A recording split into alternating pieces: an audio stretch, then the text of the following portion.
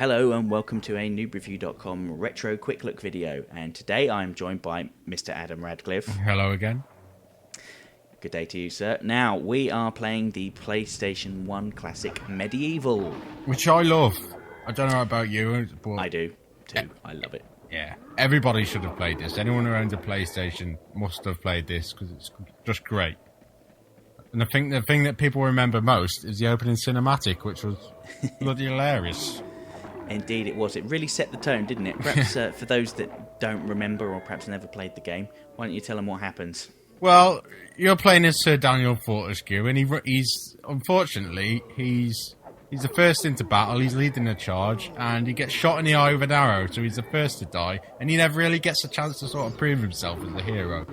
And now the land is besieged by evil and an evil magician, and you've been resurrected to give yourself a chance to save the land. You couldn't do it all those centuries ago. That flipping arrow in the eye.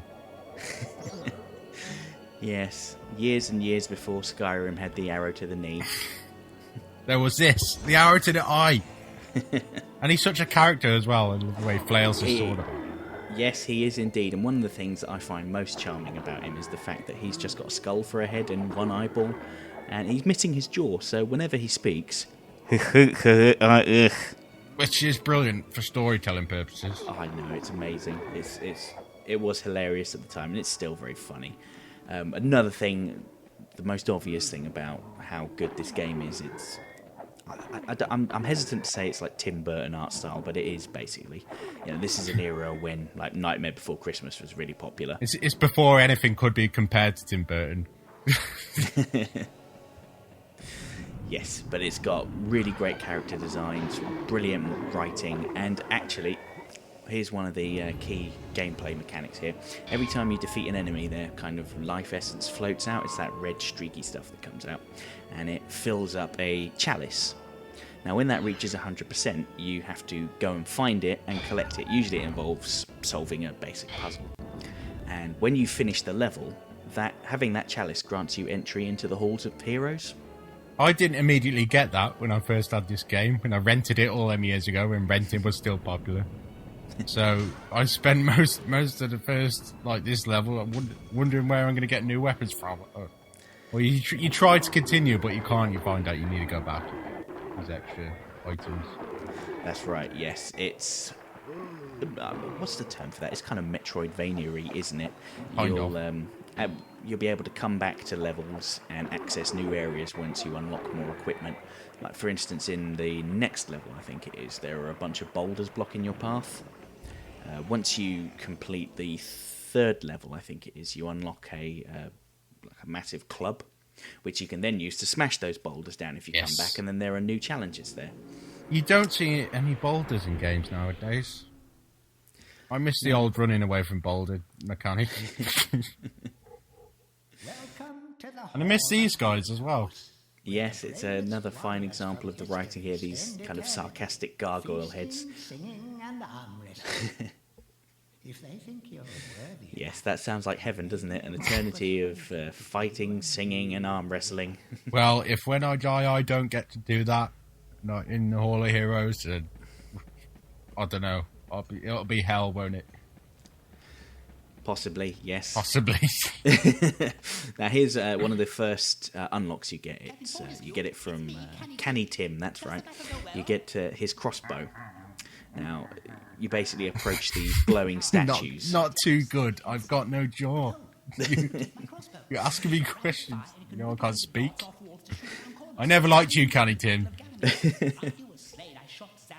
Now, Canny Tim is one of the few heroes in this hall that actually respects you because he was your... what's the term for it, I suppose? Your squire... Not squire? I don't know. He carried your clothes. Basically. Yeah, he was your little bitch, basically. Did your washing up. But there are other heroes in here that are less respectful and will mock you openly because you were the first to fall in battle. Crossbow. Yes. Now, with the crossbow, we can now go back and move on to the next level. Great level design in this game. Definitely, yeah. It's really well made. It still plays really well now.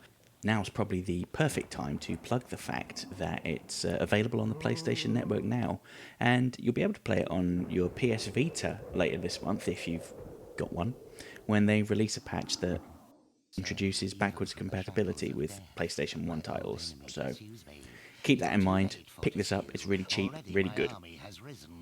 Here he is. I never liked this. Typical British villain. I'd love to see him in a fight against Gandalf. Really? I think he would lose. Look what all he's got is boulders. He's got gargoyles and boulders. Yeah, and Gandalf can't die, I think. Maybe. Let's see if you can get around this. Right, okay, then let's get to it. Not really sure what to say about this now, to be honest. Yeah, let's try out the crossbow. So you can see it gives you ranged attacks, which is a nice bit of variety in terms of, you know, just shifting it from the hack and slash gameplay. There are those boulders I mentioned earlier. Later on, once you unlock the club or the hammer, you can come back, smash those, and it grants you access to a new area. Little destructive weapon there. Boom! Took out everyone in the surrounding area. That's cool. I remember getting stuck repeatedly on this game and having to re-rent it again just so that I could overcome certain things. Oh, really? And try and progress a little bit more. Well, okay then. You'll be pleased to know then that in this section you've basically got to make your way up the hill and avoid getting flattened by the boulders. What I do here is I just jump past them and kind of get hit along the way. No, I would not have done that either. Well, yeah, you're supposed to use the I shield. can jump, that's all I need. Oh, Yeah. treasure chest, are you going to go for it? Of course I Risky. am. Let's see what's in there. A shield. As if it were to hammer home the point a bit more, you're supposed to use the shield to protect yourself. Don't die, Sir Daniel Fortescue, not again.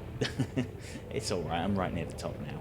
It's almost over. Underappreciated character in the PlayStation library. Yeah, I would say so, but there are rumours that he's going to be in PlayStation All-Stars. I sure hope it does, because that'll be the sole reason I buy it. Forget about all them other characters. I must admit, I too love Sir Fortescue. So I'm really hopeful that he's going to be included. I surely hope so. It would really make the game for me if he's in there. But yeah, that's the end of our retrospective video. Thank you for playing. Presented by Noob Review.